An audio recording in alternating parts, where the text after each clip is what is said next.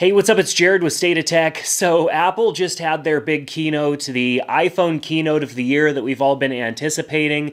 And of course, they also had some Apple Watch and some iPad stuff to talk about, as well as announcing some subscription services that they are bringing to the table as well. Apple is definitely positioning themselves again as a company that provides stuff that we just have to have. And the iPhone that was announced is definitely no different with the iPhone 11. And then, of course, the 11 Pro and Pro Max, I think is what it's called. There's just a lot to be offered and a lot to be desired, of course, with these new announcements. But Apple just continues to win. And I wanted to talk about this because every year, Apple doesn't necessarily release anything ground shattering that, of course, just rocks the entire industry. They bring interesting things that become useful parts of our lives, and that is where they continue to win. So I have five reasons that I think Apple continues to win, and I wanted to talk about those in this video. So let's jump into it. So the first reason that Apple continues to win is because they are patient. If we saw anything with the announcements to the iPhone this year, is that Apple has watched the way other people use their devices, whether it be iPhone devices or even other Android devices, just to see what's coming out. Apple is never really the first one to the party, but what they are is the most observant one at the party. And so, of course, the new phones, rather than adding a secondary camera and giving it a telephoto, they give you that ultra wide. With the iPhone 11, it has a regular wide angle and an ultra wide angle camera, which I think is super useful. I love having the wide angle camera, and I think I would prefer to have a wide angle camera over a telephoto because you can zoom into something by walking closer to it,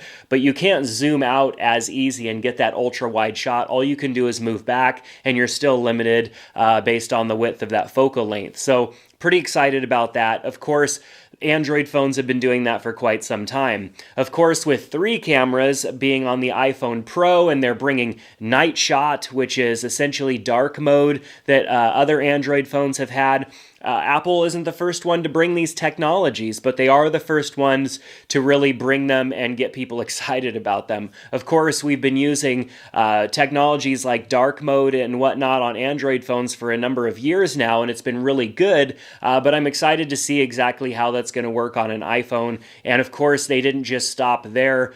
Just the way that those 3 cameras on the iPhone Pro work together is super unique in the sense, and even on the regular iPhone 11, to where you have both cameras working at the same time. You can see what the shot's going to look like, so you can make the decision. You're not wasting any time switching between lenses.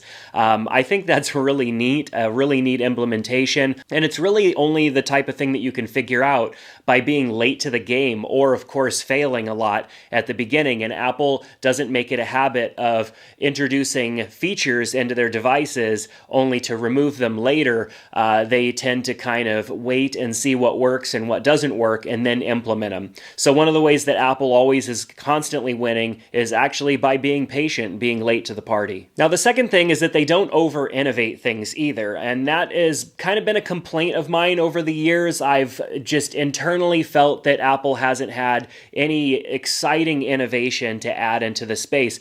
But the thing that they're actually doing that is innovation is a bit more behind the scenes, and that is making the experience better and better. You know, there are a lot of products out there in the world that are the best if you really look at the features and the specs and all of that stuff. But what it really comes down to is what is the most usable, what is the easiest to implement into my life, and what makes my life easier. The iPhone has definitely been the more easy to use device, the easier to implement device. The user interface doesn't change much. Things don't change too fast with the innovation there. But then you have Samsung on the other end of things that make such drastic changes every year that you almost have to relearn how to use their platform almost every single year because things change so much. They're innovating, which is cool. It's really neat to see fingerprint scanner in the display and some other things like that. But at the cost of what? Having to figure out how to use a device or Maybe you got used to having the fingerprint scanner on the back and now it's on the front, and next month or next year it's somewhere else. I mean, it gets challenging to have to keep up with all of those things and change all of those things year in, year out. Whereas the iPhone and Apple, they implement things slowly. They implement things that make our experience better, and overall that type of innovation does make for a better product experience, and that's why people get so excited about an iPhone. Number 3 is that they focus on the feeling, and that was super noticeable in the keynote, which was more marketing videos than it was actual announcements. I mean, every single time they said anything, it was, and we have a short video to show you about it, or we put together this film to tell you more about it. It's very much about the feeling. They've even realized that the keynotes are not that exciting and they just want to show you videos. Now, I actually believe that, and I feel the same way. The keynote is not exciting. Since the days of Steve Jobs, where he would come up on stage and you're like, wow, what have you guys been working on? And that anticipation, since that's gone, I don't get too excited about Tim Cook talking about things or even any of the rest of his team. What I do enjoy is those really cool marketing videos that they put together. And Apple has made that kind of first and foremost across their entire company. Their products are about the experience and the feeling. They're not so much about the technical specs and all of that stuff. There's a place for technical specs because you do have to position yourself, higher or better than the competition, but it's not about the specs. It's about the actual experience itself. And that's the way that they position themselves. And of course, that's one of the reasons why they continue to win. Now, number 4 is that they set the bar high and then they push us towards that bar. Now, they did that by removing the headphone jack, which I know is frustrating, and I still wish there was a headphone jack on the phones, but they're pushing us towards Bluetooth technology and using AirPods and stuff like that, which, yes, means buying more products, but they're pushing us away from the cables and all of that stuff, and getting us more towards wireless technology, things that are more accessible. And Apple kind of did that, and yeah, it frustrated people, but it's kind of the normal now. And they've done that with cameras and their technology. They've done that in so many different ways with their different devices by kind of pushing the boundary a little bit, and maybe in a way that we didn't necessarily want it to go or didn't think it should go. But then when we get there, we realize that it's overall a better user experience in the long run. And that tends to be what Apple ends up doing. I love my AirPods way more than any corded headphone I could possibly enjoy. Of course, a corded headphone, big headphones, there are different types of headphones out there.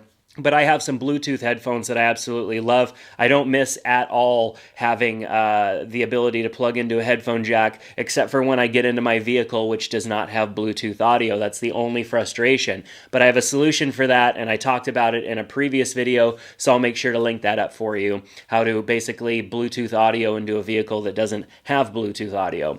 So that is something that Apple does continue to push the boundaries on. Of course, with the newest iPhones and Apple Watches, they're moving that technology forward as well, improving on the experience, getting us used to new services that we didn't necessarily think that we needed or didn't even realize that we needed. And of course, after a period of time, there are services and features that are built into our life, and it's just the way that we exist. I mean, the idea of a slow motion selfie on the front-facing camera, they're calling them slowfies. That is going to be the new thing, mark my word. Every person, I'll just say person, we all know who uses those boomerang videos more on Instagram, but slowfies are going to be the new thing. Slow motion movement is going to be the new thing. And Apple wasn't the first ones there. They weren't the first people to do this, but they are the first company to make it cool and mainstream. Mark my word, slow motion videos are going to be all over the Instagram feeds, especially in Instagram stories, starting when the first iPhone 11 ships. Now, number 5 is that they're not afraid to copy what works. And I kind of touched on this, on them being late to the game and not necessarily caring. They don't have to be the first company to come out with something, and they often are not the first company to come out with something. But they're not afraid to copy what does work. And we've seen this go back and forth. Android copies iPhone, iPhone copies Android. It's just a constant battle of going back and forth.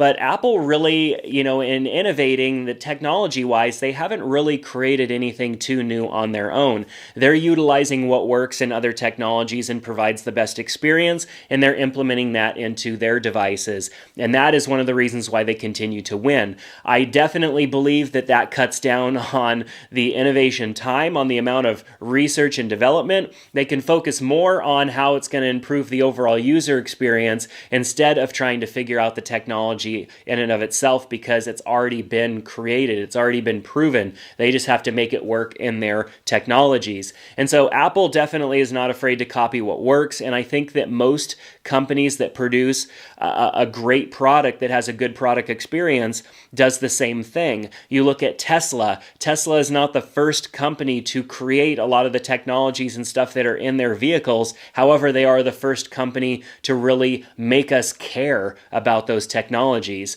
and they're implementing them in a good way. The Tesla is definitely the iPhone of the current vehicles out there. It's not the most feature-packed. It's not the most, current technology, latest technology that's bleeding edge, but it is the best implementation of all of those technologies into the best overall experience. And the iPhone and the iPad and the Mac and pretty much everything that Apple creates is a better implementation, is a better overall experience, and it doesn't matter if they copied it. It's just the way that it all goes. Everything is a copy, everything is a remix of something. Every company takes something and figures it out in their own product. Apple just happens to do a better job at that. So why do you think Apple continues to win? Without it getting negative down in the comment section below where iPhone users and Android users clash, I just want to keep this an open conversation. Let's talk about it. I want to hear your thoughts on why you think Apple is continuing to win in a world where there are lots of options. How are they continually able to differentiate themselves? What's that one thing that's making you excited about the newest